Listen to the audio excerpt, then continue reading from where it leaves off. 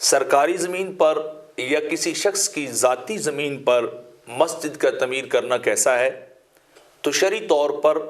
اگر سرکاری زمین ہو یا کسی فرد کی اپنی ذاتی زمین ہو تو اس کی اجازت کے بغیر وہاں مسجد کو تعمیر کرنا یہ درست نہیں ہے۔ اگر کوئی شخص گورنمنٹ کی اجازت کے بغیر، سرکار کی اجازت کے بغیر یا مالک زمین کی اجازت کے بغیر مسجد کو تعمیر کر دیتا ہے تو وہاں وہ مسجد شرعی نہیں کہلائے گی، عرف عام میں آپ اسے مسجد کہتے رہیں گے، اور ایسی مسجد میں پھر نماز پڑھنا بھی مکروہ ہوگا۔ تو لہٰذا جب مسجد تعمیر کرنی ہو تو ضروری ہے کہ انسان جو ہے پہلے زمین کو خریدے اور اس کو وقف کرے، یا کوئی شخص اپنی طرف سے ویسے اپنی ذاتی زمین وقف کر دے، یا گورنمنٹ حکومت جو ہے عوام کو جگہ پرووائڈ کرے، مہیا کرے، تو وہاں آپ مسجد بنا سکتے ہیں، ورنہ اس کے بغیر مسجد نہیں بن سکتی۔ اسی طرح کوئی زمین متنازع ہو جہاں دو فریق آپس میں لڑ جھگڑ رہے ہوں، اور ایک فریق کا دعویٰ ہو کہ میری زمین ہے، دوسرے فریق کا دعویٰ ہو کہ میری زمین ہے، وہاں لڑائی ہو،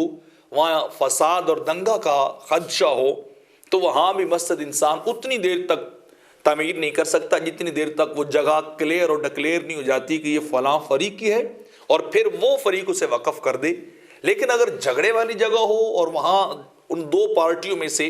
اگر ایک پارٹی یا ایک شخص کھڑا ہو کے کہتا ہے کہ چلو زمین ویسے تو مجھے نہیں مل رہی، میں یہاں مسجد تعمیر کر دیتا ہوں، اور اس کے مقابلے میں دوسرے دعوے دار موجود ہوں، تو پھر وہ جگہ بھی مسجد، اس جگہ بھی مسجد نہیں بن سکتی شرعی طور پر۔ عرف عام میں آپ اسے چاہے کچھ بھی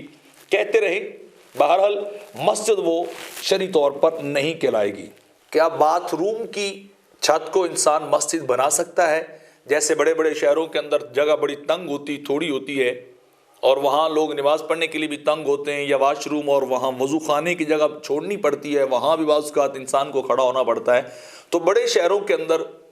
نیچے واش روم تعمیر کیے جاتے ہیں، اور اوپر کچھ نہ کچھ مسجد کا حصہ جو ہے وہ ان واش روموں کی چھت کے اوپر آ جاتا ہے، اور ان کے اوپر ان چھت کے ذریعے سے ڈھک دی جاتا ہے۔ تو کیا وہ واش روم مسجد کا حصہ کہلائیں گے، یا وہ چھت واش روم کے اوپر جو بنائی گی مسجد وہ چھت حصہ کہلائے گی؟ تو شرعاً وہ جگہ بھی مسجد نہیں کہلائے گی، لیکن وہاں نماز ضرور ہو جائے گی، چونکہ وہ جگہ اوپر ہے اور وہاں گندگی یا نجاست وغیرہ ایسی نہیں ہے۔ اور اسی طرح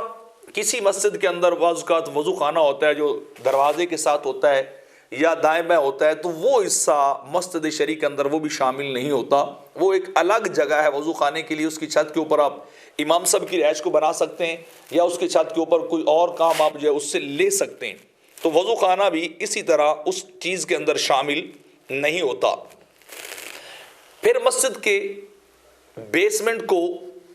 استعمال کرنا، وہاں مدرسہ بنانا، وہاں کسی طرح کی اور کوئی چیز ایکٹیویٹی کرنا، اس کا شرعاً جو ہے وہ حکم کیا ہے کہ کیا ہم مسجد کے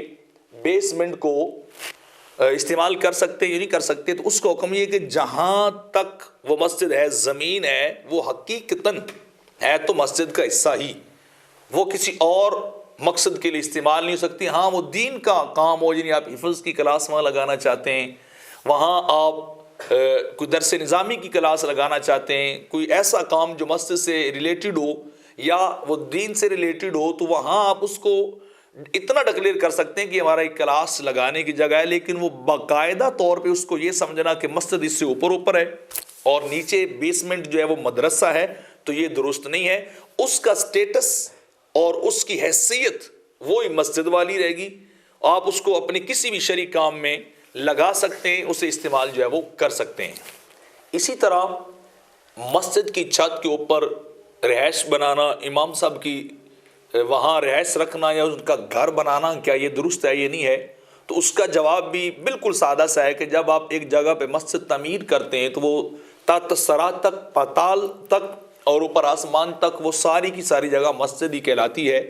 تو اس کے اوپر امام صاحب کی رہائش گاہ کا بنانا یہ قطعاً درست نہیں ہے۔ جس طرح مسجد کے اندر رہائش کا رکھنا، رہائش کا بنانا درست نہیں ہے، اس طرح مسجد کے اوپر یا مسجد کے نیچے